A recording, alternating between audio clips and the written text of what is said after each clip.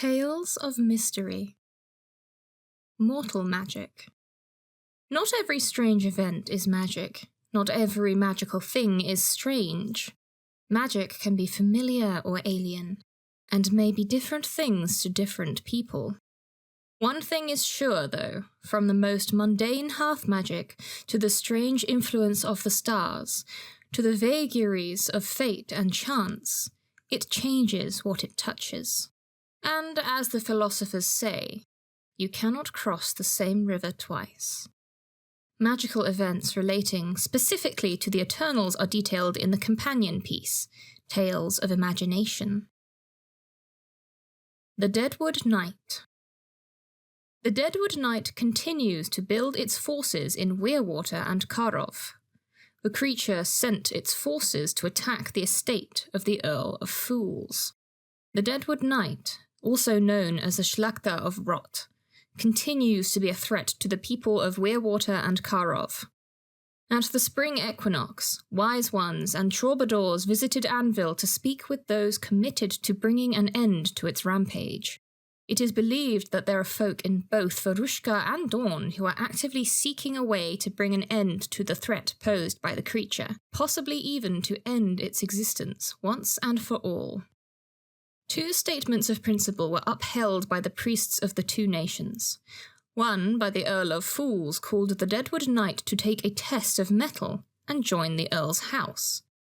It's not entirely clear how the knight became aware of the statement circulated among the priests of the nation, but it sends a cruel response.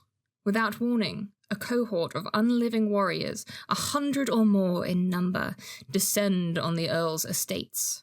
They kill as many people as they can, but are ultimately rebuffed by the Earl's defenders and by both Dornish and Varushkan warriors visiting the noble household, as part of their ongoing efforts to deal with the knight. During the fighting, the awful captain of the attacking force shouts a message. The Deadwood Knight requires no test of mettle, and when he comes himself to slay the Earl, he will do so girded and with full steel. Behind it, the captain leaves the heads of Gerard and Marguerite of Veilwatch, 2 of the troubadours that visited Anvil last season. There is one positive thing that comes from this attack. It's obvious that the knight has some awareness of the statement of principle. Perhaps something about its nature makes it sensitive to the attempts to challenge it. Those who hear of the attack on the tourney of Ash and Bone note that in the context of a formal tourney, the knight seemed to fight by the rules of engagement. It did not savage the audience, focusing its attention on fellow combatants. Perhaps the secret is finding the right sort of challenge, one the knight cannot ignore and would be bound by. Or the right kind of combatants. With the Grand Tour coming to an end, perhaps there is some opportunity to get the knight to the right place at the autumn equinox. That said, the knight continues to refuse to die. Without a way to force it back into quiescence, a challenge is likely to be of limited use. Even if the Schlachter of Rot is defeated, it will simply recreate its body and continue to build its army until it is powerful enough to begin conquering the lands it threatens. Hopefully someone, somewhere, will be able to find an answer to the mystery that surrounds it. Further information about this situation can be found in last season's Memento Mori Wind of Fortune. Participation. It is up to the Earl of Fools and their household to determine how bad they want the attack on their estate to have been.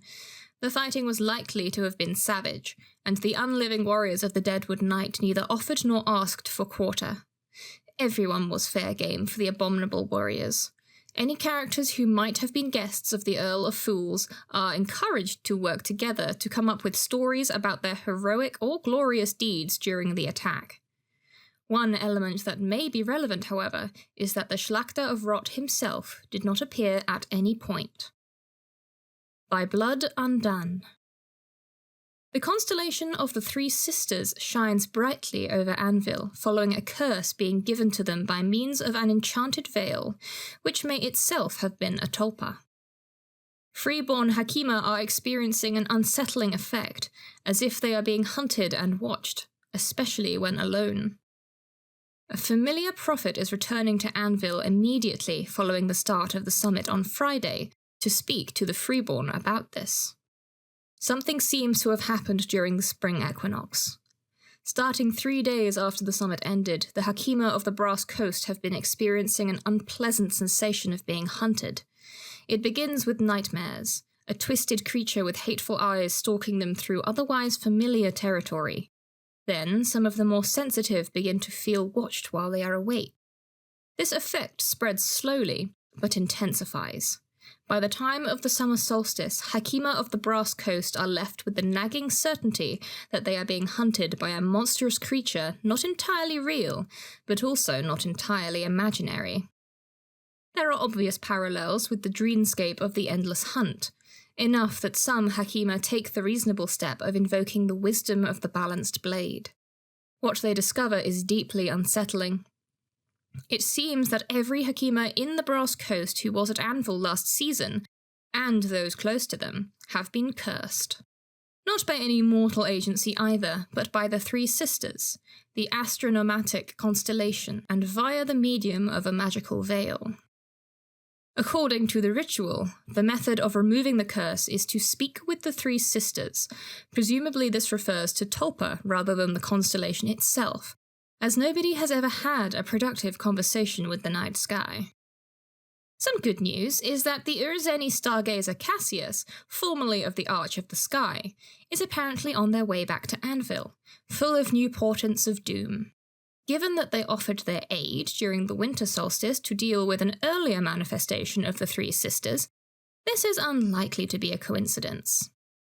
They're expected to arrive at some point on Friday evening and will likely want to speak to the Hakima. Participation. Every Hakima who attended Anvil last season is affected by the curse. They experience a role-playing effect. You know that you are being hunted by a twisted monster. It haunts your dreams, preventing restful sleep, and you catch glimpses of it during the day. It is a twisted humanoid with hateful eyes that you know wishes you harm. When you see the night sky, it is as if the stars of the Three Sisters are particularly bright. While under the effect of the curse, a Hakima cannot recover spent mana naturally by sleeping. Other methods of restoring personal mana, such as potions or an enchantment such as Chamber of Delights, work normally. This last is an exception to the normal restrictions on recovering personal mana whilst unable to sleep properly. While it is unpleasant, the curse is not currently as debilitating as Dreamscape of the Endless Hunt. If you did not attend Anvil during the spring equinox but still wish to experience the curse, you may opt in to doing so. Once you make that choice, however, you cannot change it during the event. Gossamer Whispers. It is no longer possible to swap memories with Cast Off the Chain of Memory. There are unsettling stories of changes affecting Masters of Night Magic. On and off over the last year or so, there has been an odd phenomenon surrounding the ritual of Cast Off the Chain of Memory. A method of casting involving written memories and iridescent gloaming that has twisted the effect of the ritual slightly askew. Rather than just abandoning a memory, the particular method caused those subject to it to gain new memories not their own. The power seemed to ebb and flow, resurging at the spring equinox, but it seems that during the summer solstice the ritual has settled back onto its normal path. This might well not be a bad thing. There are several stories starting to emerge of Masters of Night Magic undergoing unpredictable changes, some of them quite severe. 3 magicians, a Wintermark mystic, an Urzeni illuminate, and a respected League dramaturgist are brought to the quiet hall by their covens, suffering from a completely fractured identity, apparently unable to tell who they are and what is real anymore. One of the healers there likens it to a disastrous transmogrification of the soul's echo. They have replaced so many memories with so many other people's memories that their own identity has been lost entirely. There is talk in Varushka of a pair of Kabbalists who somehow traded away all of their memories of childhood and no longer understood the importance of keeping to the path. It's not all darkness. A tale out of Dawn tells of a geyser who ended up with several memories from some long-dead wizard that left her with the ability to perform a ritual they had not personally learned. The memories of the one who had learned it are known years ago, providing her with the understanding needed to conjure magical birds to send messages in dreams. Unfortunately, the geyser has since disappeared. Her friends hope she returns soon. Hopefully then, this is the end of it, rather than just a lull in the creeping strangeness. Well-known doctor of magical maladies, Dr. Audan de Spirel, formerly of Holberg, who visited Anvil in the spring, urges anyone who has experimented with the exchange of memories to seek out the aid of magical healers, the unfettered mind, or, if the worst comes to the worst, a priest. Streets of Kalperheim. Something seems to have stirred within Ogila's tower, or its Regio. Strange noises can now be heard at night in the Street of Runes in Kalperheim, and are beginning to spread across the city. There has been time for only cursory exploration of the mystery before the summer solstice. A week before the summer solstice, when many of those travelling to Anvil have already departed and others are making their final preparations, a commotion breaks out in Kalperheim in Hahnmark. In the small hours of the morning, just before the sun begins to break the horizon, a low rumbling roar echoes from the very top of Ogila's tower, passing like an icy wind down the Street of Runes before dissipating across the city. Those courageous enough to enter the tower find a great crack spidering through its floor and walls, centered on the minor Regio housed inside the tower. The crack, although unsightly, doesn't appear to have caused the tower any major structural issues. For the rest of the day, it seems that whatever occurred at the tower is now over, but come nightfall, the Street of Runes is filled with grunts, growls, and the thumping footsteps of some great beast. No creature can be found, however. The following night, people report strange sounds and the misty breath of something larger than even a mandaula stalking across the darkest corners across Kalperheim. No beast has been seen, and there is no indication of its presence besides a creeping dread, the sounds of a predator stalking its prey, and occasional clouds of warm, stinking breath. Credulous rumours begin to rear their ugly head that Carpo Kingfishering, who owns Ogila's tower, may have made a pact with a dark power. More sensible people, including several of the magicians who ply their trade on the Street of Runes, suggest that it's just as likely that something simply took advantage of the Regio to slip out of the Autumn realm into the mortal world. The people of Kalperheim should stop panicking, they suggest. It's just as likely that this is some kind of trick, perhaps perpetrated by a rival to Carpo. Autumn is a realm of prosperity, trade, and influence, not of monstrous beasts haunting cities. Art of Miaren. An enchantment-inspiring art and creativity has settled over Miaren. In conjunction with a statement of principle, it has encouraged people to reclaim the trees damaged by the cold sun. After the spring equinox, with the scions of the cold sun cornered in the southeast, a subtle cloak of night magic settles over Miaren. The enchantment causes the air within the territory to become charged with inspirational energy. Even simple food and drink feel more vibrant when consumed. Artists and musicians feel inspired to create new works. Those who live in or visit the territory feel energized to work on new ideas regardless of their practicality or their usefulness. The magic comes at an opposite moment. At the spring equinox, the Navarre Assembly upheld a statement of principle proposed by Nether Autumngale. For the past 6 months or so, the empty hands have blighted the trees of Miaren.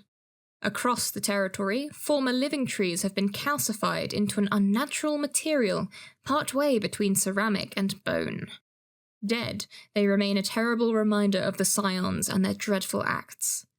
When judgment and enchantment come together, however, they urge the people of Miaren to reclaim the trees, to change their meaning.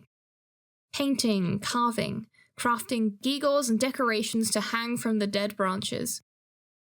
The trees are slowly transformed into works of art.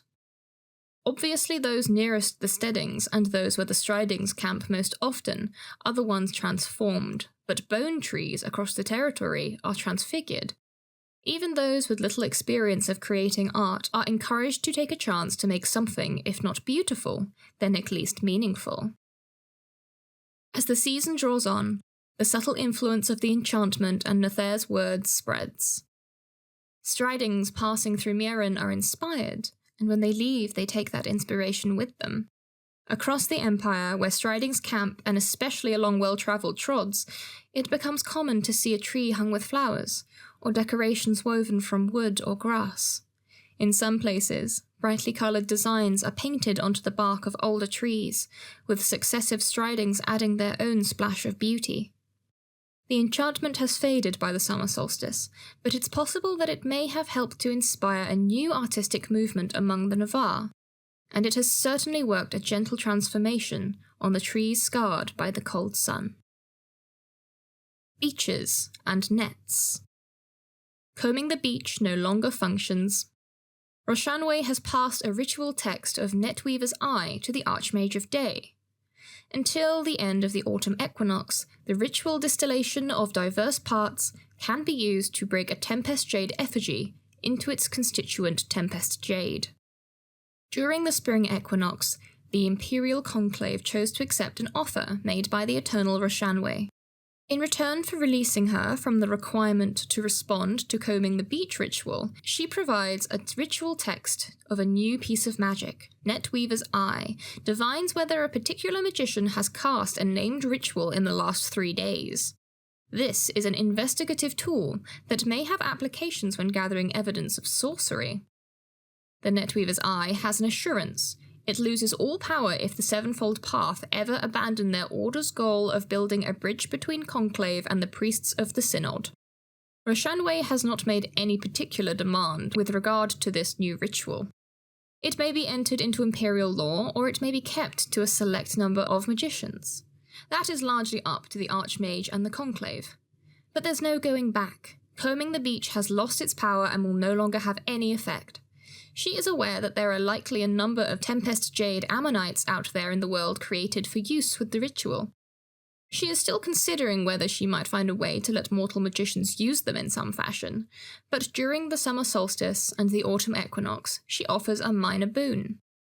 The ritual distillation of diverse parts normally breaks a potion down into its constituent herbs. Until the end of the autumn equinox, the ritual can be cast on a Tempest Jade Ammonite, to cause it to break apart. After a short time, it will break apart into 2 ingots of Tempest Jade, restoring the materials used to create it.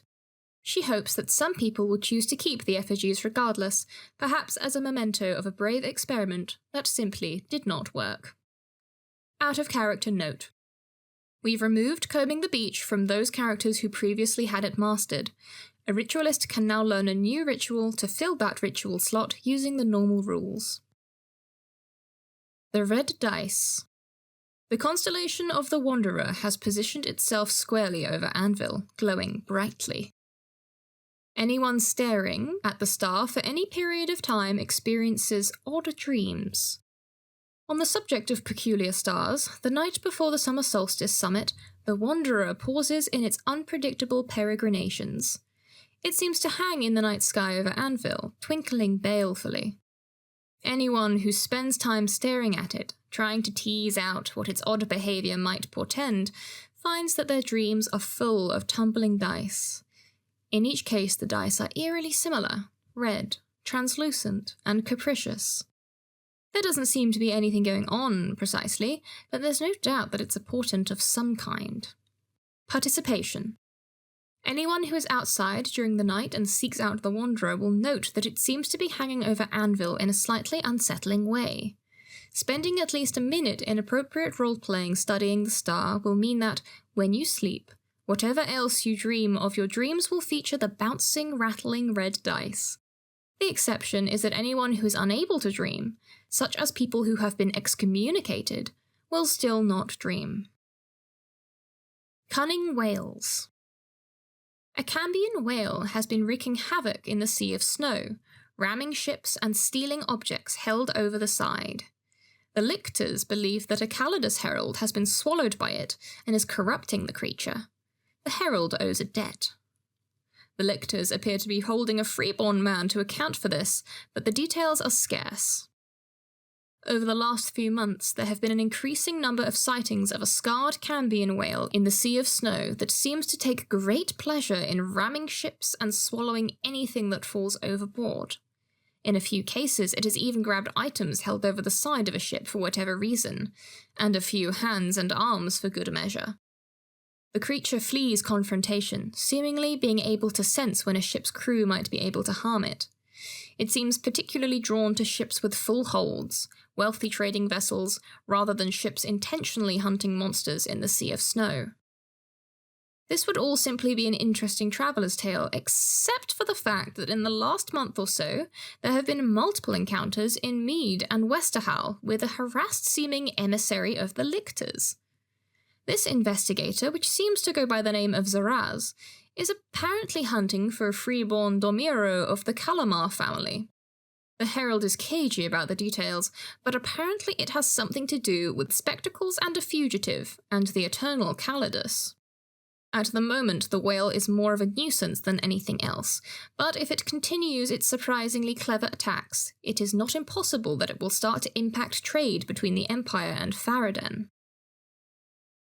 The Lesser Sadness, Conjunction. A group of former cultists have been discovered. This skirmish is a combat-possible encounter. The Custodian of the Lost is responsible for finding out what is actually going on. The sheltered Vale of Gorek's Reach is a strange place in Moresvar. Neighbouring Vales often say that they never recovered from the war, or that they're not right, or that they make the hard choices a bit too easily.